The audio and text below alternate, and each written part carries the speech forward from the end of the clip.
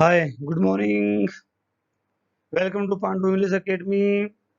आज मैं एक नए वीडियो के साथ में आज से हमने ग्रामर शुरू की है और हम ग्रामर को बहुत ही सिस्टमेटिक वे से पढ़ेंगे।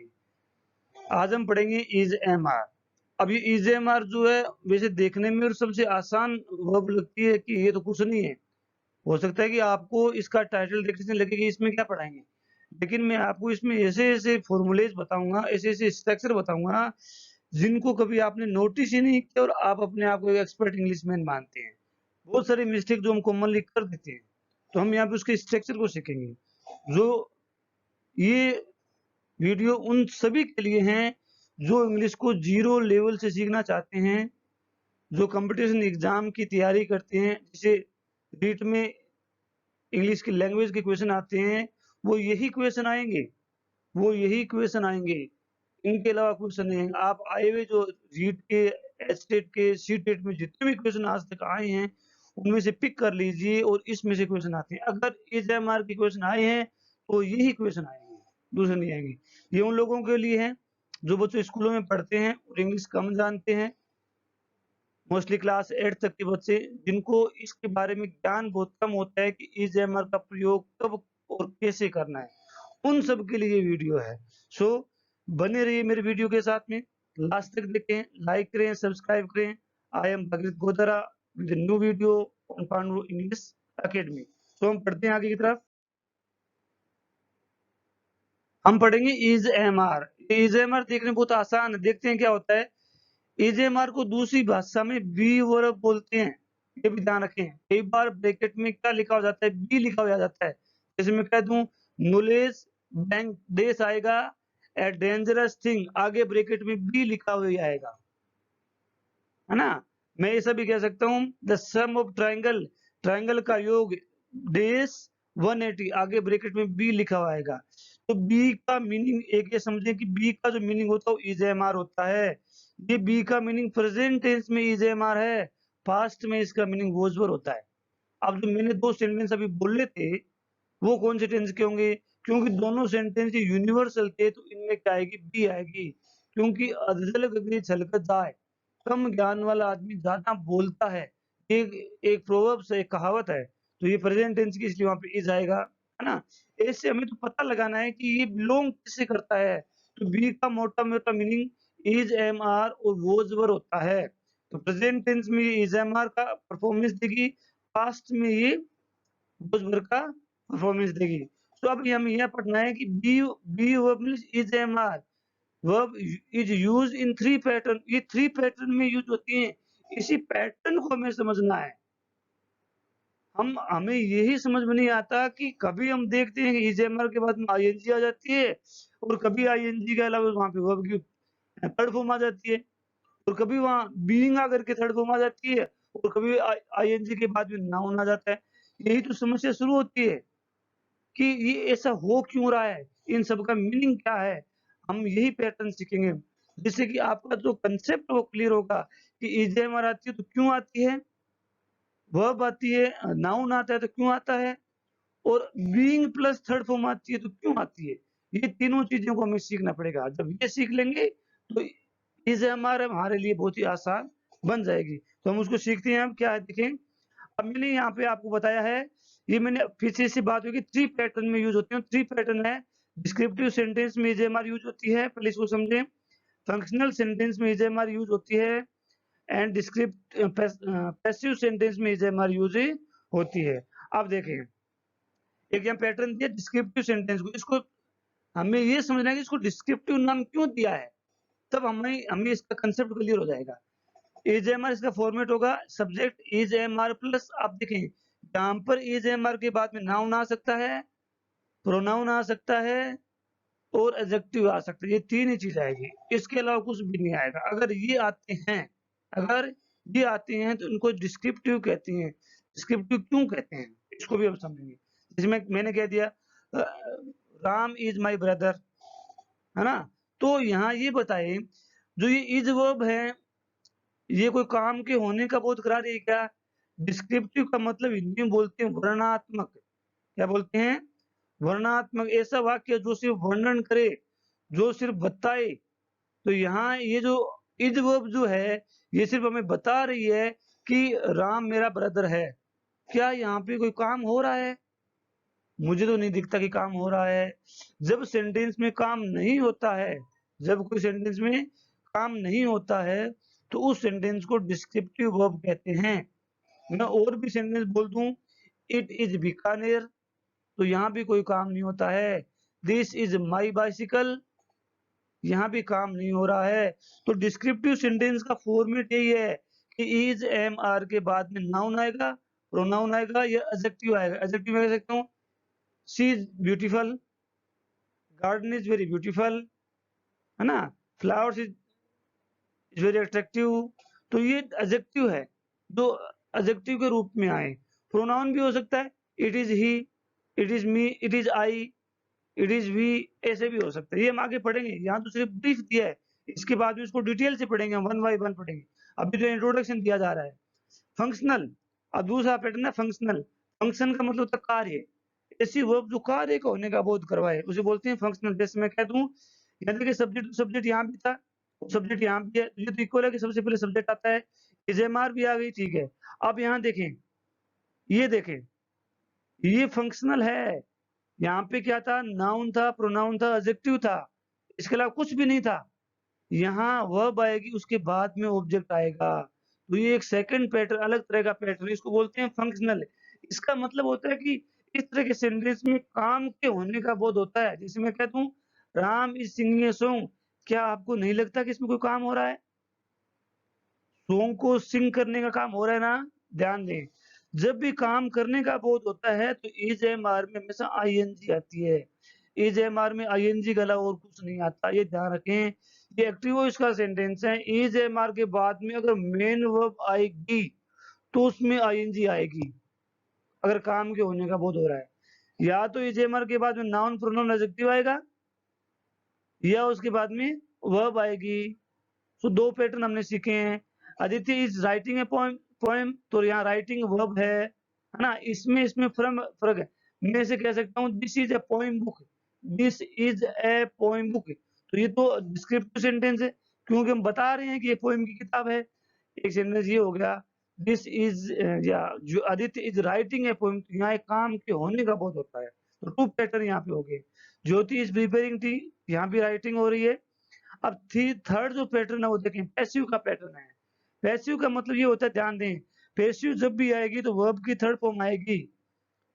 पैसिव वॉइस जब भी आएगी वर्ब की थर्ड फॉर्म आएगी। ये जो पैटर्न है ये यूनिक पैटर्न है, ये एक्टिव वॉइस का पैटर्न है और टेंस का पैटर्न है ना। ये कार्य तभी, ये वर्ब तभी लिखी जाएगी जब कोई कार्य जारी है, कंटिन्यू है, और हमें काम के शुरू होने के और काम के फिनिश होने का पता नहीं है। जैसे मैं कह दूं I am living in Bikaner, है ना, या मैं कह दूं I am watching Pandu English academy videos, या I am following Pandu English academy.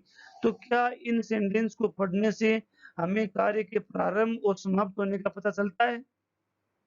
मैं ये कह रहा हूं कि मैं पांडु इंग्लिश अकेडमी को फॉलो करता हूं, तो क्या इस सेंटेंस में कहीं पर भी कार्य के प्रारंभ आप पांडु इंग्लिश अकेडमी को कब से फॉलो कर रहे हैं, वो कब तक करेंगे, इसके बारे में कोई जानकारी मिली है? नहीं मिली है। तो फंक्शनल ये जो फॉर्मेट है हम तभी काम में लेंगे जब काम हमें सिर्फ इतना ही पता हो काम जारी है, काम के प्रारंभ और काम के समाप्त होने के बारे में बिल्कुल भी जानकारी नहीं हो, तो हम इस फॉर्मेट को काम में लेते हैं। ध्यान दें, ये हो गया पैसिव वॉइस। पैसिव वॉइस में हमेशा थर्ड फॉर्म आती है, और इसमें दो पैटर्न है पैसिव वॉइस के। ये मैं आपको कभी बहुत ही विस्तृत रूप से पढ़ाऊंगा पैसिव वॉइस, तब हम ज्यादा समझ पाएंगे। एक बार तो ये पैटर्न ध्यान में रखें, एक तो इजेएमआर के बाद में डायरेक्टली फर्स्ट थर्ड फॉर्म आ जाती है, एक जो इजेएमआर के बाद में बीइंग प्लस थर्ड फॉर्म आती है। ये जो बीइंग लगता है वो यही यही पैटर्न, वो उसका मीनिंग यही होगा। बीइंग प्लस जो थर्ड फॉर्म आएगी वो इसी टेंस से बिलोंग करेगी, और ये जो है ये प्रेजेंट सिंपल टेंस से बिलोंग करती है, ये हम आगे पढ़ लेंगे। जैसे ए लेटर इज रिटन, यहाँ देखें पैटर्न में डिफरेंस देखें, a letter is written by me, यहाँ क्या किया गया है, ऑब्जेक्ट को सब्जेक्ट बना दिया गया है, लेटर मेरे द्वारा लिखा जाता है। ये पैटर्न जो होगा, ये पैटर्न अर्थ जो होगा वो प्रेजेंट सिंपल टेंस का देगा, ये प्रेजेंट कॉन्टिन्यूअस नहीं है। इस को देख करके कॉन्टिन्यूअस कर देंगे, बिल्कुल गलत होगा। कंटिन्यूअस तो तब होगा जब इसमें आईएनजी लगेगी। कंटिन्यू का मतलब होता है काम जारी रहना, वो काम जारी रहने का बोध कराता है आईएनजी। तो ये प्रेजेंट कंटीन्यूअस टेंस नहीं है, ये प्रेजेंट इंडेफिनिट टेंस है, प्रेजेंट सिंपल टेंस है। इसके अंदर क्या कर दिया है कि सब्जेक्ट को ऑब्जेक्ट, ऑब्जेक्ट को सब्जेक्ट बना दिया, उल्टे क्रम में लिख दिया है, इतना ही फर्क है। और ये मीनिंग देता है प्रेजेंट इंडेफिनिट का। जैसे मैं कह दूं ही इज बीइंग प्रिपेयर्ड, तो अब ध्यान दें यहाँ आईएनजी लग गई ना, अब ये सेंटेंस प्रेजेंट कंटीन्यूअस का बन गया है। ये पैसिव वॉइस का है, पैसिव वॉइस का मतलब थर्ड फॉर्म आती है, लेकिन उसके पहले आईएनजी आ गई, है ना? तो ये क्या बन गया? प्रेजेंट कंटीन्यूअस का बन गया। एक्चुअली ये सेंटेंस क्या था? ज्योति इज प्रिपेयरिंग टी, यही सेंटेंस था। इसी सेंटेंस को मैंने ऐसे लिख दिया, इसी सेंटेंस को पैसिव वॉइस बना दिया, है ना? इसका सेंटेंस हो गया ज्योति इज प्रिपेयरिंग टी, और मैंने इसका पैसिव वॉइस बना tea is being prepared by Jyoti. तो जो ये मीनिंग देगा वही ये मीनिंग देगा, लेकिन थोड़ी सी हमें इसको ट्रांसलेट करने के वे में डिफरेंस होगा। ओके, विंडो इज ब्रोकन ये एक अलग पैटर्न है, ये पहले वाला पैटर्न है मैंने यहाँ पे दिया है नहीं, ये जो पैटर्न है यही पैटर्न होगा, लेकिन यहाँ देखें ऑब्जेक्ट दिया हुआ है, ऑब्जेक्ट नहीं है, वर्ब दी, वो भी थर्ड फॉर्म में दी हुई है, समझें इसको। विंडो इज ब्रोकन ये थोड़ा अटपटा दिख रहा होगा, है ना? क्योंकि यहाँ वर्ब की थर्ड फॉर्म आ गई, ऑब्जेक्ट है ही नहीं। ये हो सकता है पैसिव वॉइस की जरूरत हमें तभी पड़ती है जब हमें हमारे पास में ऑब्जेक्ट नहीं हो। अब ये विंडो इज ब्रोकन, विंडो तो ब्रोक कर दी है, लेकिन ये पता नहीं है कि विंडो ब्रोक किसने की, तो हम ऑब्जेक्ट को नहीं लिखेंगे, है ना? विंडो को सब्जेक्ट बना करके ही लिख देंगे। ये पैसिव वॉइस वाला जो पैटर्न है वो हम पैसिव वॉइस में पढ़ेंगे तब ज्यादा समझ में आएगा। अब अगर आप इन दोनों को समझ लेते हैं तो ये अपने आप ही समझ में आएगा। अब हमने तो इसका सिर्फ इंट्रोडक्शन लिया है, इसको हम बहुत ही विस्तृत रूप से अब पढ़ेंगे। अब देखें सबसे इंपॉर्टेंट चीज, main verb is the unit of sentence. ध्यान दें, अब अगर ये इज नहीं हो, अगर ये इज नहीं हो सेंटेंस में, हमें ये भी समझना है कि ऐसी क्या चीज होती है सेंटेंस में जिसके बिना सेंटेंस बनता ही नहीं है, ऐसा क्या होता है ना? तो उसके लिए ये है कि सबसे जो सेंटेंस की यूनिट है वो मेन वर्ब ही होती है। मेन वर्ब सेंटेंस में नहीं, अगर मैं इज को हटा दूं तो क्या ये सेंटेंस है? आदित्य माय फ्रेंड, ये सेंटेंस नहीं हो सकता, क्योंकि मेन वर्ब का सेंटेंस में होना जरूरी है। अब ये मेन वर्ब क्या होती है? अभी हमने पहले पढ़ा कि इज एमआर के बाद में आईएनजी लग रही थी, तो मेन वर्ब तो आईएनजी वाली फॉर्म थी, तो इज एमआर क्या थी? जैसे ये भी सेंटेंस है, Aman is writing a story, यहाँ फिर ये क्या है और ये क्या है? ध्यान दें, जब सेंटेंस डिस्क्रिप्टिव होता है, सिर्फ डिस्क्राइब करता है, वर्णन करता है, तब is am are main verb बन जाती है। इसको उस समय लिंकिंग वर्ब बोलते हैं। रीड के लिए, एस्टेट के लिए, सी टीट के लिए, छोटे क्लासेस के लिए ये इंपॉर्टेंट चीज है। ऐसा क्वेश्चन हर बार पूछा जाएगा। इस तरह के 2 सेंटेंस और 3 सेंटेंस दे दिए जाएंगे और ये पूछा जाएगा कि फाइंड आउट करें कि कौन से सेंटेंस में लिंकिंग वर्ब का यूज किया गया है। तो लिंकिंग वर्ब का मतलब है कि ये सिर्फ इन दोनों को जोड़ रहा है, ये इज एमआर इन दोनों को जोड़ रहा है, लिंक कर रहा है, इसीलिए इसको लिंकिंग वर्ब कहते हैं। तो सेंटेंस बनाने के लिए सबसे इंपॉर्टेंट चीज है वो है मेन वर्ब का होना। तो इज एमआर मेन वर्ब भी होती है और हेल्पिंग वर्ब भी होती है। मेन वर्ब तब होती है जब इसके जस्ट बाद में कोई ऑब्जेक्ट है, वस्तु, स्थान का नाम आए, तो जो मेन वर्ब बन जाएगी। और हेल्पिंग वर्ब तब बन जाएगी जब इनके बाद में अलग से एक मेन वर्ब है, जैसे राइटिंग एक अलग से मेन वर्ब है, तब ये हेल्पिंग वर्ब बन गई। बहुत सारे एग्जांपल दिए हैं। मोहन इज ए ड्राइवर, है ना? ये डिस्क्रिप्टिव सेंटेंस है, यहाँ मेन वर्ब का रोल प्ले कर रही है। Rajesh is playing chess with a friend, यहाँ ये हेल्पिंग वर्ब का प्ले कर रही है। We are studying here in the library, तो आर यहाँ हेल्पिंग वर्ब का रोल प्ले कर रही है, स्टडी यहाँ पे मेन वर्ब का रोल प्ले कर रही है। They are good boys, are यहाँ पे मेन वर्ब का रोल प्ले कर रही है। आई एम ए प्रिंसिपल, यहाँ पे एम जो एक मेन वर्ब का रोल प्ले कर रही है। So I think you have understood what is the main verb. Sentence का सबसे इंपॉर्टेंट चीज है वो मेन वर्ब है। सब्जेक्ट के बिना सेंटेंस बन सकता है, इसमें कह दो कम हियर, इसमें सब्जेक्ट है ही नहीं। हेल्पिंग वर्ब के बिना सेंटेंस बन सकता है, मैं कहता हूँ आई वॉच टीवी, इसमें हेल्पिंग वर्ब नहीं है। ऑब्जेक्ट के बिना सेंटेंस बन सकता है, आई रन फास्ट, ऑब्जेक्ट नहीं है। लेकिन मेन वर्ब के बिना सेंटेंस नहीं बनेगा। Main verb is the unit of sentence, ये हमें दिमाग में रखना है। इन दोनों के बीच में डिफरेंस फाइंड आउट करने के लिए यही तरीका है। इज जो एक लिंकिंग वर्ब है, क्यों है? क्योंकि इसके बाद में मेन वर्ब नहीं है, ये खुद मेन वर्ब बन गई, है ना, क्योंकि सेंटेंस में मेन वर्ब का होना जरूरी है। यहाँ इज हेल्पिंग वर्ब, क्योंकि यहाँ अलग से हेल्पिंग वर्ब पे मेन वर्ब आई हुई है, इतना ही ध्यान में रखना है। अब जो हमने अभी तक जो पढ़ा, अब हम पढ़ेंगे डिस्क्रिप्टिव सेंटेंस। क्या पढ़ेंगे? Descriptive sentence. जो हमने पहले वाला पैटर्न पढ़ा था ना, पहले पहले फॉर्मेट जो पढ़ा था, उसको हम डिटेल में पढ़ेंगे। तो उसका देखते हैं। AJMR plus object plus adjective plus pronoun मैंने सिखाया था, वो फॉर्मेट है। Our prime minister is honest, यहाँ ये इज वर्ब हमारे प्राइम मिनिस्टर की एक विशेषता बता रही है। तो ये इज जो है एक मेन वर्ब है, और ये सेंटेंस है डिस्क्रिप्टिव है। क्यों? क्योंकि ये प्राइम मिनिस्टर का सिर्फ डिस्क्रिप्शन दे रहा है, ये प्राइम मिनिस्टर क्या काम कर रहा है ये नहीं बता रहा है, ये प्राइम मिनिस्टर की विशेषता बता रहा है। जब कभी विशेषता बताते हैं तो वो डिस्क्रिप्टिव सेंटेंस होता है। Next part sentence. Pawan is my best friend, Pawan मेरा बेस्ट फ्रेंड है ना। इसको मैं एक बार इरेज कर देता हूँ, आपको थोड़ा ज्यादा बेटर समझ में आएगा।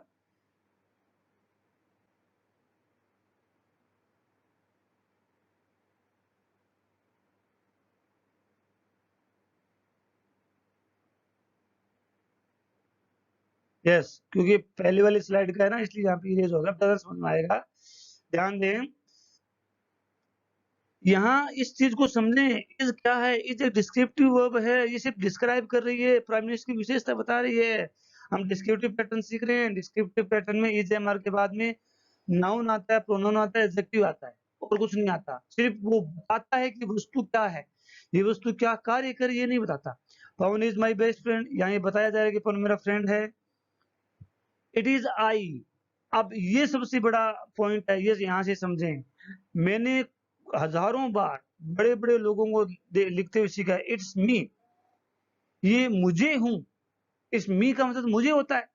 ध्यान दें, जब भी is am are descriptive sentence के पैटर्न में आती है, ये देखो डिस्क्रिप्टिव सेंटेंस के पैटर्न में आती है, ये सिर्फ डिस्क्राइब कर रही है, तो इज एम आर के बाद में हमेशा सब्जेक्टिव केस ही आएगी, ऑब्जेक्टिव केस नहीं आएगी। जैसे मी नहीं आ सकता, अस नहीं आ सकता, हिम नहीं आ सकता, हर नहीं आ सकता, देम नहीं आ सकता। यहाँ ही आ सकता है, सी आ सकता है, आई आ सकता है, वी आ सकता है, यू आ सकता है, ही आ सकता है, दे आ सकता है। यहाँ कोई व्यक्ति का नाम आ सकता है, इट इज मोहन आ सकता है, इट इज अनिल आ सकता है, इट इज सुनील आ सकता है, दैट इज अनदर थिंग। लेकिन यहाँ इट इज मीन नहीं आ सकता, बिल्कुल भी नहीं आ सकता। ये पैटर्न रॉन्ग है, ऐसा पैटर्न कभी होता ही नहीं है ना। ये मैंने लिखा भी है, after be verb only subjective pronoun is used. Subjective pronoun का मतलब है आई, बी, यू, जो सब्जेक्ट की जगह आते हैं। मी एक ऑब्जेक्टिव प्रोनाउन है, क्योंकि ऑब्जेक्ट की जगह आता है। और इज एम आर के बाद में अगर डिस्क्रिप्टिव सेंटेंस है तो सिर्फ सब्जेक्टिव प्रोनाउन ही आएगा, दूसरा बिल्कुल नहीं आएगा। ये हमें अपने दिमाग में गांठ बना करके रखना है, तब हमें ये चीज समझ में आएगी। So I think you understood this part. यदि आपको वीडियो अच्छा लग रहा है तो लास्ट तक देखें, सब्सक्राइब करें, लाइक करें, अपने फ्रेंड्स को फॉलो करवाएं। इसी तरह के काफी अमेजिंग फैक्ट्स मैं आपके सामने लाता रहूंगा, आपको एक्सप्लेन करता रहूंगा। वीडियो को कमेंट करें, लाइक करें। नेक्स्ट पार्ट इसी का, यही डिस्क्रिप्टिव का ही पार्ट चल रहा है। अभी अभी हमने फंक्शनल शुरू नहीं किया है। डिस्क्रिप्टिव सेंटेंस ये है, Rajasthan is the largest state of India. अब ये भी हमें नहीं देखना है कि इज एम आर के बाद में वन वर्ड ही आएगा। इज एम आर के बाद में आईएनजी नहीं आई है, इसका मतलब ये डिस्क्रिप्टिव सेंटेंस है। पहचाने कैसे? क्योंकि राजस्थान के बारे में एक बता रहा है, ये और कुछ नहीं कर रहा है। राजस्थान क्या है यही बता रहा है कि राजस्थान इंडिया का सबसे बड़ा स्टेट है ना। तो ये सिर्फ बता रहा है, डिस्क्रिप्टिव सेंटेंस है। आगे देखें, आई एम ए टीचर, मैं एक टीचर हूँ, तो ये सिर्फ बता रहा है, मेरा प्रोफेशन बता रहा है ना। जैसे मैं कह दूं, अब ये देखें, ये काफी अमेजिंग है, ये तो आपकी आपकी मतलब आंखें खोल देगा। ऐसा हम बहुत बार यूज करते हैं, जैसे इट इज मी। अब ये पैटर्न रॉन्ग है, ये रॉन्ग पैटर्न का फॉर्मेट है, ऐसा कभी सेंटेंस होगा ही नहीं। चाहे आप इंग्लिश कहीं भी जाके सीख लें, ऐसा पैटर्न कहीं नहीं मिलेगा। ऐसा पैटर्न अगर मिलता है वो रॉन्ग है। इट इज मी कभी होगा ही नहीं। It is I, it is he, it is we, it is you, it is they, it is she, या किसी का नाम हो सकता है ना? या कोई एडजेक्टिव हो सकता है। इट इज ब्यूटीफुल हो सकता है, इट इज हैंडसम हो सकता है, इट इज लवली हो सकता है, इट इज अट्रैक्टिव हो सकता है, लेकिन it is me, it is him, it is her नहीं हो सकता। ये पैटर्न कंप्लीटली 100% रॉन्ग है। आप किसी के साथ में चैलेंज भी कर सकते हैं। ये और भी अमेजिंग है। आई एम राइट, इसका मतलब आपका नाम राइट है। ऐसा मैंने बहुत बार लिखते हुए देखा है। I am right, I am listen sir. अरे आपका नाम लिसन हो गया, इसका मतलब तो आई एम राइट का मतलब आप राइट हैं। जबकि आप लिखना चाह रहे थे कि सर मैं लिख रहा हूँ, आई एम राइटिंग। आप लिखना चाह रहे थे, मैंने कई बार देखा है, I am right A poem, इसका मतलब आप राइट ए पोइम हैं। आपका नाम एक राइट ए पोइम है। जैसे ऊपर वाला सेंटेंस जो राजस्थान वाला था, Rajasthan is the largest state of India. Rajasthan Bharat का सबसे बड़ा राज्य है। जब डिस्क्रिप्टिव सेंटेंस होता है तो इज हमारा सिर्फ है का मीनिंग देता है, और कुछ मीनिंग नहीं देता। है या हूं का मीनिंग देता है, और कुछ नहीं देता। जैसे मैंने लिखा है इज स्पीक, तो इसका मतलब वो स्पीक है। जबकि आप कहना चाह रहे थे कि मैं बोल रहा हूँ, आई एम स्पीकिंग, है ना? तो ध्यान दें, जब भी फंक्शन होता है तो आईएनजी जरूर आएगी इज एमआर के बाद में। और ये डिस्क्रिप्टिव सेंटेंस है, और यही सबसे ज्यादा कंफ्यूज करता है। हम पता ही नहीं लगा पाते कि कभी आईएनजी आ जाता है, कभी इज एमआर आ जाता है, ये हम सोच नहीं पाते। तो यहाँ इस बात को बहुत ही अच्छे ढंग से समझें कि ये जो सेंटेंस है वो रॉन्ग फॉर्मेट में है। जैसे सेंटेंस हो रहा है, Aman is play in the ground. इसका अगर मैं मीनिंग करूं तो क्या होगा कि पवन जो अमन जो है प्ले ग्राउंड है। अमन जो क्या है, प्ले ए ग्राउंड है, उसका नाम मान लो प्ले ग्राउंड है।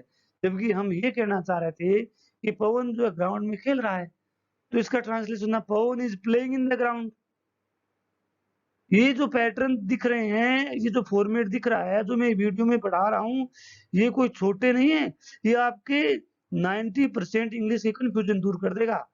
जो आपके कन्फ्यूजन थे ना इंग्लिश को लर्न करने के, क्योंकि ये तो कन्फ्यूजन था कि हमें समझ में नहीं आता कि ये कभी आईएनजी आ जाती है, कभी नाउन आ जाता है, कभी वर्ब आ जाती है, ये होता क्या है। यहाँ से आप समझे कि ये क्या होता है। ऐसा अमेजिंग वीडियो किसी ने नहीं डाला होगा। Raja is watch TV in the room, देखो कितना अमेजिंग सेंटेंस है। इसका मतलब है कि राजा रूम में टीवी वॉच है। टीवी वॉच है, टीवी वॉच कर रहा नहीं है, टीवी वॉच है। जबकि हम ये लिखना चाह रहे थे कि राजा जो है वो कमरे में टीवी देख रहा है। तो इसका ट्रांसलेशन क्या होगा, Raja is watching TV in the room. ये इसका, अभी हम डिस्क्रिप्टिव पैटर्न पढ़ रहे हैं, अब मैंने फंक्शनल शुरू ही नहीं किया है, तो डिस्क्रिप्टिव के बारे में सीख रहे हैं। तो आई think you understand this. Okay, if you have understood, video को लाइक करें, कमेंट करें, शेयर करें, अपने फ्रेंड्स को कहें कि वीडियो को ज्वाइन करें, और ज़्यादा से ज़्यादा शेयर करें ताकि ज़्यादा से ज़्यादा लोग इसके बारे में सीख सकें। तो हम आगे पढ़ते हैं इसी के बारे में। यस, जैसे इसी के सेंटेंस हैं, इट इज ही, मैंने कहा था इट इज ही हो सकता है, इट इज हिम नहीं हो सकता। हिम ऑब्जेक्टिव केस है ना? जैसे मैं कह दूं it is very beautiful garden, ये इसके बाद में एडजेक्टिव भी आ सकता है। कोई जरूरी नहीं हमेशा नाउन ही आए, एडजेक्टिव प्रोनाउन ही आए, एडजेक्टिव भी आ सकता है, फ्रेज भी आ सकती है। मैं कह दूं it is a lovely morning, ये भी सेंटेंस सही है क्योंकि डिस्क्राइब कर रहा है। हमें डिफरेंशिएट करना, हमें पहचानना है कि फंक्शन कार्य क्या होता है और डिस्क्रिप्शन क्या होता है। काम वो होता है, आईएनजी तब आएगी जब सेंटेंस में काम के करने का बोध हो। जब हम सिर्फ वस्तु के बारे में बता रहे हैं तो ये पैटर्न हमें फॉलो करना है। आई थिंक हमने डिस्क्रिप्टिव पैटर्न सीख लिया होगा। अब हम फंक्शनल पार्ट की तरफ बढ़ते हैं।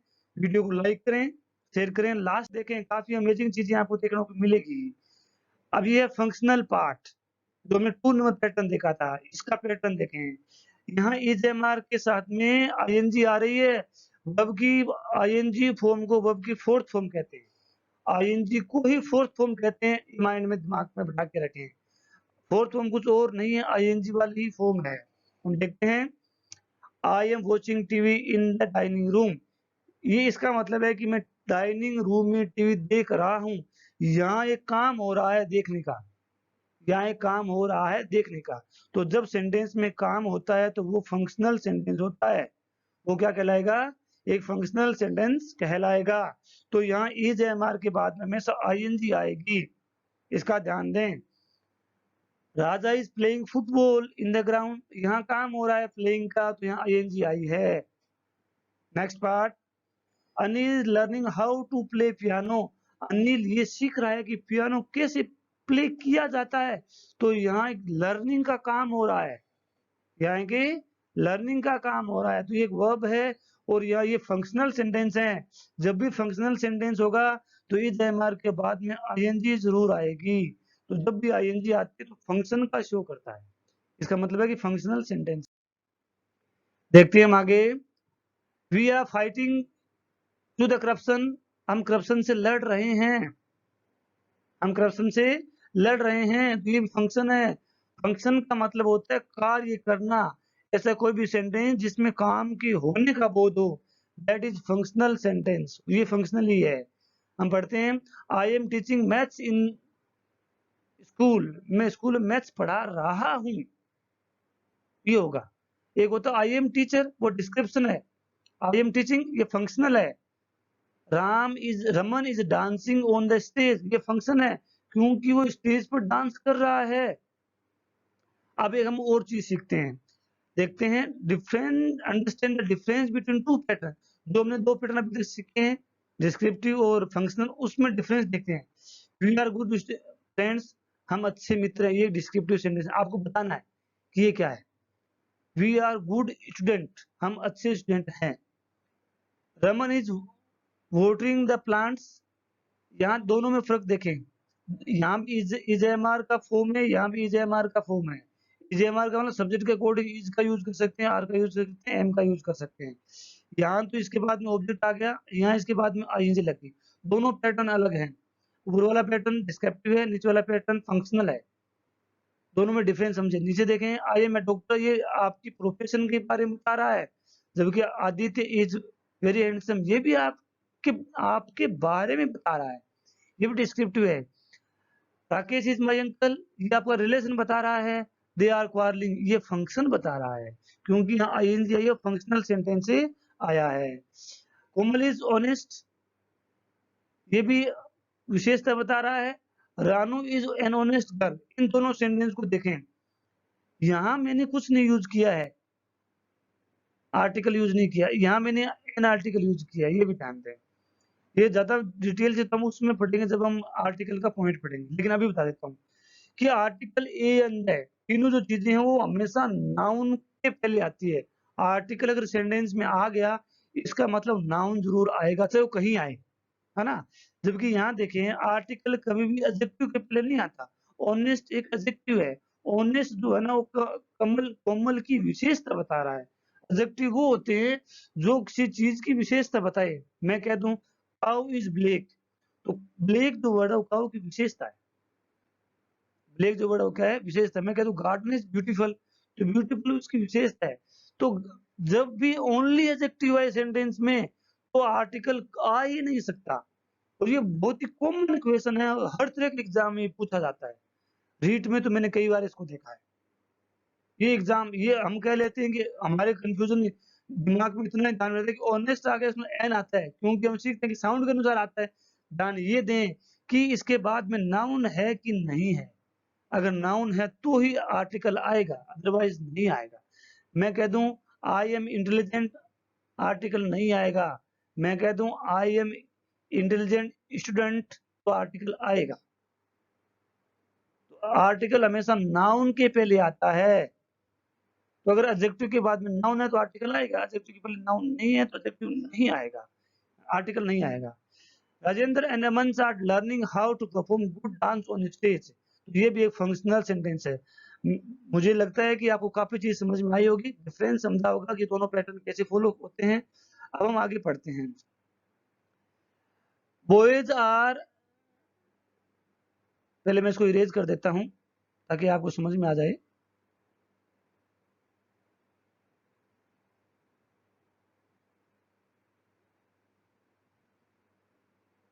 Yes, boys are playing chess, playing chess in the sports room with his friends, है ना। तो यहाँ देखें ये एक फंक्शनल सेंटेंस है, मतलब वो काम क्या कर रहे हैं, खेलने का काम कर रहे हैं, तो ये एक फंक्शनल सेंटेंस है। तो फंक्शनल सेंटेंस वो होते हैं जिसमें काम के होने का बोध होता है, और इज एम आर में फंक्शनल वो माने जाते हैं जिसमें इज एम आर के बाद में आईएनजी आती है। इज एम आर के बाद नाउन आ रहा है, एडजेक्टिव आ रहा है, प्रोनाउन आ रहा है, तो वो फंक्शनल ही है और डिस्क्रिप्टिव है। आगे हम और पढ़ते हैं। Aditya and Kamal are living in hostel, वो रहने का काम कर रहे हैं, living in hostel. So next part, अब हम थर्ड पार्ट पे आ गए हैं। हमने डिस्क्रिप्टिव सीखा है, हमने फंक्शनल सीखा है, और हम पैसिव वॉइस सीख रहे हैं। पैसिव वॉइस में आपको और ज़्यादा डिटेल में जब पैसिव वॉइस का टॉपिक पढ़ाऊंगा तब समझाऊंगा, लेकिन यहाँ थोड़ा आपको एक इंट्रोडक्शन करवा रहा हूँ कि एजेएमआर किस तरह से पैसिव वॉइस में होता है। पैसिव वॉइस जब भी आएगी ध्यान दें, जब भी एजेएमआर के बाद में वर्ब की थर्ड फॉर्म आती है तो वो पैसिव वॉइस ही है, इतना ही ध्यान रखना है कि वो एक पैसिव वॉइस का सेंटेंस है, एक्टिव वॉइस का नहीं है। आगे हम पढ़ते हैं। ए लेटर इज रिटन, यहाँ देखें हमने ये 3 पैटर्न पढ़े हैं। आई एम ए राइटर एक नाउन हो गया, I am writing a poem ये हमने पढ़ लिया, I am written a letter by Aman ऐसा भी पैटर्न हो सकता है। इसका मतलब कि मुझे लिखा गया, ना कि मैं लिखा, मुझे। तो ये जो है ये उल्टे सीक्वेंस में देता है। A letter is written by Ram, पत्र राम के द्वारा लिखा गया, जबकि हम इसको ऐसे भी कह सकते हैं, Ram writes a letter, Ram पत्र लिखता है। ये दोनों, इन दोनों सेंटेंस का मीनिंग एक ही है। इसका मीनिंग एक है, बस लिखने के 2 तरीके हैं। ऐसी वॉइस को सिर्फ इसीलिए यूज करते हैं कि लैंग्वेज को थोड़ा इंप्रेसिव बनाया जाए, एक नए तरीके से लिखा जाए। तो इसका मीनिंग यही है। ये प्रेजेंट इंडेफिनिट सिंपल का सेंटेंस है, ये भी प्रेजेंट सिंपल का ही है। इस इज को समझ करके हम प्रेजेंट कॉन्टिन्यूअस नहीं कर सकते, इस बात का ध्यान रखें। कॉन्टिन्यूअस तो तब होगा जब वर्ब में कंटिन्यू होगा, मतलब वर्ब में आईएनजी आएगी, तभी कॉन्टिन्यूअस होगा। ये प्रेजेंट इंडेफिनिट टेंस ही है, दूसरा नहीं है। ग्लास इज ब्रोकन, तो someone breaks the glass, broken verb की थर्ड फॉर्म है। तो समझे हमने 3 पैटर्न सीखे हैं, तीनों में डिफरेंशिएट करना सीखे हैं। अब आगे वाला है, आदित्य इज अरेस्टेड, नहीं not Aditya, a thief is arrested, तो इसका एक्टिव वॉइस क्या होगा, पुलिस अरेस्ट ए थीफ। दोनों का अर्थ एक ही है, यहाँ पुलिस नहीं लिखा क्योंकि अरेस्ट करने का काम पुलिस का ही है। इसकी बजाय ये सेंटेंस इधर वाला ये ज्यादा अच्छा है, क्योंकि हमें अनावश्यक वर्ड बोलने की जरूरत नहीं रहती, क्योंकि हमें पता है कि अरेस्ट करने का काम पुलिस करती है, तो बार बार पुलिस का नाम क्यों लें, सीधा ही कहते थीफ इज अरेस्टेड, ज्यादा बेटर होगा, है ना। तो ये अलग तरह की लर्निंग है, बाकी इसके बारे में आज सिखाऊंगा आपको। बस इज डाउन बाय मी, अब ये होता है कि आई ड्राइव ए बस, मैं बस चलाता हूँ, लेकिन यहाँ कह दिया कि बस मेरे द्वारा चलाई जा रही है, तो प्रेजेंट इंडेफिनिट का है। T is taken in the morning, है ना, चाय सुबह पी जाती है, और मैं इसको ऐसे भी कह सकता हूँ, people take tea in the morning, लोग चाय सुबह पीते हैं, ऐसे भी कह सकता हूँ। अब ये पैटर्न थोड़ा सा, ये पैटर्न जो है ये प्रेजेंट कॉन्टिन्यूअस का है, ध्यान दें। एजेएमआर का यूज जो है ना पैसिव वॉइस में प्रेजेंट इंडेफिनिट में भी होता है, प्रेजेंट कॉन्टिन्यूअस में भी होता है। ये तो प्रेजेंट इंडेफिनिट का है, जब एजेएमआर के डायरेक्ट बाद में वर्ब की थर्ड फॉर्म आ जाए तो प्रेजेंट इंडेफिनिट, इसका जब ट्रांसलेशन करेंगे तो एक हैबिचुअल या एक यूनिवर्सल या रेगुलर एक्शन का है का अर्थ देगा, जबकि जब इसका यूज करूं तो ये रहा क्या अर्थ देगा। Book is being purchased bye my father, मेरे फादर के द्वारा किताब खरीदी जा रही है ना। इसको मैं दूसरी भाषा में कहूँ, अगर मैं इसको ऐसे बोलूँ, a book is purchased bye my father, तो इसका मतलब है कि मेरे पिताजी बुक खरीदते हैं, और यहाँ बीइंग लग गया तो खरीदी जा रही है, तो ये पैसिव वॉइस का है, ध्यान दें। अब थोड़ा सा हम और सीखते हैं, तीनों पैटर्न को मैं एक जगह लिख रहा हूँ। इट इज ए बुक, मैंने कहा था कि ये डिस्क्रिप्टिव सेंटेंस होगा, ध्यान दें, क्योंकि इसके लास्ट में क्या है, ऑब्जेक्ट आया है, एक नाउन प्रोनाउन आया है। राम इज एन इंजीनियर, ये भी एक प्रोफेशन है। Shyam is called by principal, ये पैसिव वॉइस का सेंटेंस है। कैसे, जब भी इज के बाद में थर्ड फॉर्म आ जाती है तो पैसिव वॉइस बन जाता है, और ये वर्ब की थर्ड फॉर्म है, ध्यान दें। जब भी ये जैमर के बाद में थर्ड फॉर्म आती है पैसिव वॉइस है, और ये passive voice present indefinite tense का है। Ravi is awarded by chief guest, ये भी पैसिव वॉइस का है। रवि इज वॉचिंग टीवी, ये प्रेजेंट कॉन्टिन्यूअस का है, फंक्शनल सेंटेंस है, ये भी फंक्शनल ही है, लेकिन ये पैसिव वॉइस का फंक्शन है, ध्यान रखें। ये फंक्शनली है, जो पैसिव वॉइस जो होता है फंक्शनल सेंटेंस होता है क्योंकि उसमें काम तो होता ही है ना? लेकिन पैसिव वॉइस का फॉर्म है। Aman is singing a song, my uncle is driving a car, ये सब डिस्क्रिप्टिव नहीं होकर के फंक्शनल सेंटेंस है, प्रेजेंट कंटीन्यूअस टेंस के हैं। आई थिंक मैंने आपको बहुत अच्छी तरह से समझाया होगा और आपको समझ में भी आया होगा। आगे हम पढ़ते हैं। I M given a gift bye Raman, ये पैसिव वॉइस का सेंटेंस है। ये कौन सा सेंटेंस है? पैसिव वॉइस का सेंटेंस है, क्योंकि यहाँ इज एम आर के बाद में वर्ब की थर्ड फॉर्म आई है। जब भी थर्ड फॉर्म आती है तो पैसिव वॉइस के सेंटेंस बन जाते हैं। Then my birthday is celebrated in a hotel, तो ये भी पैसिव वॉइस सेंटेंस, क्योंकि इज एम आर के बाद में क्या आया है? वर्ब की थर्ड फॉर्म आई है, तो ये क्या है? पैसिव वॉइस का सेंटेंस ही है। तो मैंने 3 पैटर्न आज आपको सिखाए हैं। ईज़ेएमआर के संबंध में जो भी आपके कन्फ्यूजन थे वो सब दूर हो जाएंगे। आप इनका यूज करना सीखें। इंग्लिश अगर आप स्पोकन करना चाहते हैं तो आप अपनी इंग्लिश को बार बार यूज करें। घर में ग्लास के सामने बंद रूम में खड़े होकर के यूज करें, तभी आप इंग्लिश सीख पाएंगे। दुनिया की कोई ऐसी मेडिसिन नहीं है कि आप यूज नहीं करें और आपको इंग्लिश सिखा दे, ऐसा कुछ भी नहीं है। इंग्लिश सीखने के लिए आपको उसे बार बार बोलना पड़ेगा। इस बात पे मत ध्यान दीजिए। 2 चीजें होती है, एक्यूरेसी एंड फ्लुएंसी। इंग्लिश सीखने के लिए हमें फ्लुएंसी की जरूरत होती है, जबकि हम सभी लोग एक्यूरेसी पे ध्यान देते हैं।